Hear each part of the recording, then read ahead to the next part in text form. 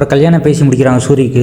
டாக்டருக்கு படிச்ச பொண்ணை உனக்கு கல்யாணம் பண்ணி கொடுக்குறீங்க. யாராவது ஸ்வீட் கடைக்காரனுக்கு ஸ்வீட் கடை வச்சிருந்தா டாக்டர் பொண்ணெல்லாம் கல்யாணம் பண்ணக்கூடாதா? கல்யாணத்தில் தாலி கட்டும் போது வந்து நடுவில் உட்காந்துக்கிட்டு எந்திரிக்க மாட்டேன்னு சொன்னா பரவாயில்ல, அவன் என்ன சொல்றான்னு பாருங்க.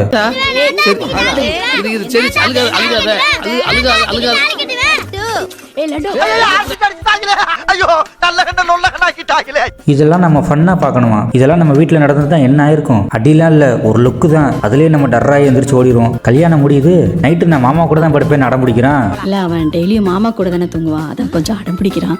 சரி அவன் தூங்குனதுக்கு அப்புறம் எனக்கு கூப்பிடு, அவன் தூக்கிட்டு போயிரு. சரி. தூங்குன உடனே தூக்கிட்டு போயிடுறாங்களாம். வெட்டக்ஸ் மேல 2 இழு இழுத்துட்டு தூக்கிட்டு போவாங்களா? இவங்களுக்கு பிள்ளையும் வளர்க்க தெரியல, ஒன்றும் வளர்க்க தெரியல. சாரிம்மா கோச்சுக்காத. கோச்சுக்காதன்னு சொல்லியே தம்பியோட குடியை கெடுத்துட்டாங்க. ஏமா இதெல்லாம் ஒரு பொண்ணாமா? பார்த்தா அடுத்த நாள் நைட்டு மாமா கூட தூங்குறான். சரி இங்கே வேலைக்காக ஹனிமூன் போறாங்க, அங்கேயும் வந்து நான் கூட வருவேன் அடம் பிடிக்கிறான். லட்டுக்காக ஹனிமூனுக்கே போகலன்னு சொல்லிடுவாரு சூரி.